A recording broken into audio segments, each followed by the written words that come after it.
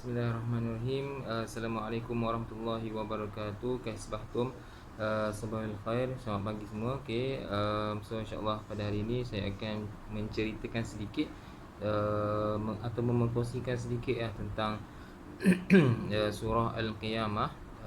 Sebut sedikit, iaitu surah Al-Qiyamah ni bermaksud Al-Qiyamah, iaitu pada hari kiamat. Okay, surah ini mengandungi 40 ayat.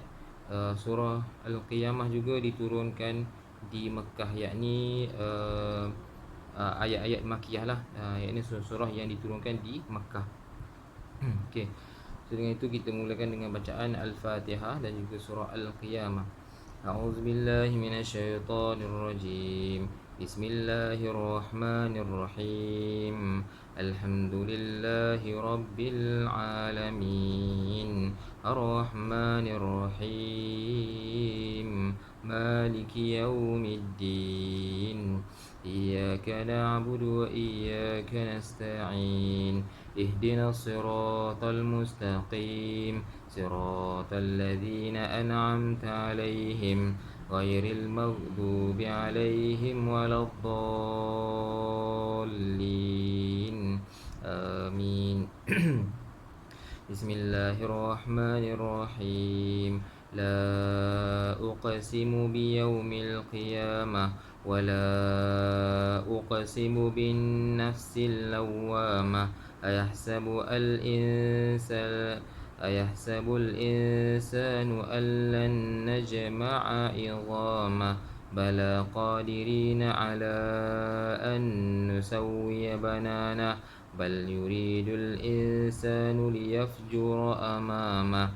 Yas'alu ayyana yawmul qiyamah. فإذا برق البصر وخسف القمر وجمع الشمس والقمر يقول الإنسان يومئذ أين المفر كلا لا وزر إلى ربك يومئذ المستقر ينبأ الإنسان يومئذ بما قدم وأخر بل الإنسان على نفسه بصيرة ولو ألقى معاذيره لا تحرك به لسانك لتعجل به إن علينا جمعه وقرآنه فإذا قرأناه فاتبع قرآنه ثم إن علينا بيانه كلا بل تحبون العاجلة وتذرون الآخرة وجوه يومئذ ناظرة إلى ربها ناظرة ووجوه يومئذ باسرة تظن أن يفعل بها فاقرة كلا إذا بلغت التراقي وقيل من راق وظن أنه الفراق والتفت الساق بالساق إلى ربك يومئذ المساق فلا صدق ولا صلى ولكن كذب وتولى ثم ذهب إلى أهله يتمطى أولى لك فأولى ثم أولى لك فأولى أيحسب الإنسان أن يترك سدى ألم يكن نطفة من مني يمنى ثم كان علقة فخلق فسوى فجعل منه الزوجين الذكر والأنثى أليس ذلك بقادر على أن يحيي الموتى صدق الله العظيم.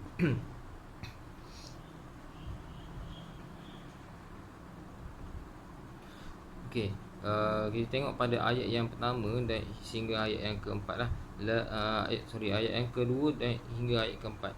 Wala uqsimu bin nafsil lawwamah ayahsabul insanu allan najma'a 'idhamah bala qadirina ala an nusawwiya banana Okay, ayat ni menceritakan tentang mengubati penyakit hati daripada gangguan syaitan.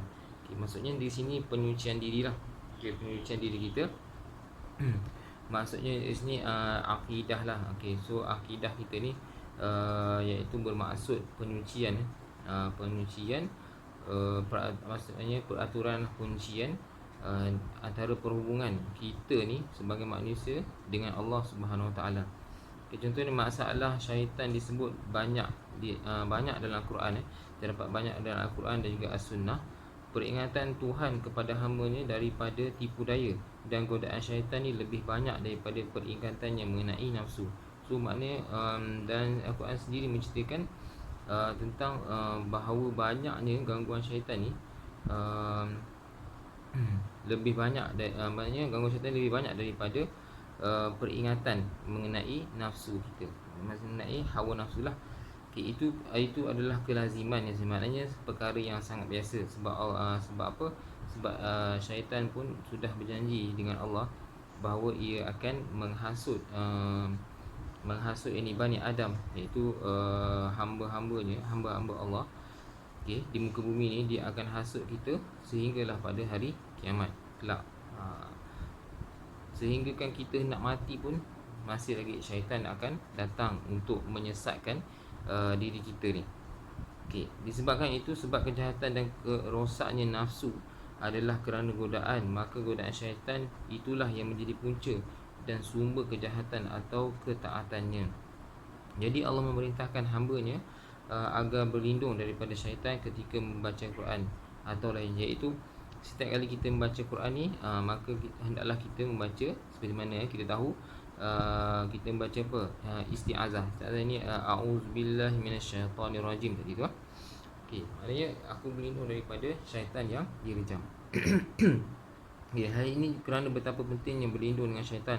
Sebaliknya Allah tidak memerintahkan meskipun dalam satu ayat agar kita berlindung daripada nafsu. So berlindung daripada kejahatan nafsu hanya kita dapati dalam khutbatul hajat, dalam sabda Rasulullah SAW, dan kami berlindung kepada Allah daripada kejahatan-kejahatan nafsu kami dan daripada keburukan perbuatan kami. Kemudian Nabi Muhammad pun menghimpun isti'azah ni, iaitu memohon perlindungan daripada kedua-dua hal tersebut, syaitan dan juga hawa nafsu. Dalam sebuah hadis riwayat Abu Hurairah radhiyallahu anhu bahawa Abu Bakar As-Siddiq radhiyallahu anhu berkata, "Wahai Rasulullah, ajarkanlah aku sesuatu yang harus ku katakan jika aku berada pada pagi dan petang hari." Okay, baginda menjawab, "Katakanlah, ya Allah yang Maha mengetahui yang gaib dan nyata, pencipta segenap langit dan bumi, Tuhan dan pemilik segala sesuatu. Aku bersaksi bahawa tiada Tuhan yang berhak disembah melainkan Engkau. Aku berlindung kepadamu daripada kejahatan nafsuku dan daripada kejahatan syaitan serta sekutunya. Aku berlindung kepadamu daripada melakukan kejahatan terhadap nafsuku atau aku melakukannya kepada seorang Muslim. Katakanlah hal ini jika engkau berada pada pagi dan petang dan saat engkau aku tidur." Okay, ini adalah riwayat daripada At-Tirmizi dan dia mensahihkannya, iaitu Abu Daud dan Ad-Darimi dengan sanad yang sahih. Okay, so ini adalah hadis yang sahih. Okay, hadis ini mengandungi isti'azah ataupun isti'azah ini berlindung daripada sesemua kejahatan, penyebabnya tujuan, dan semua kejahatan itu tidak akan keluar daripada nafsu ataupun syaitan.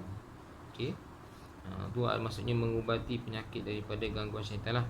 Okey, so maknanya kita ni kena sentiasa setiap hari membaca Al-Quran walaupun sedikit.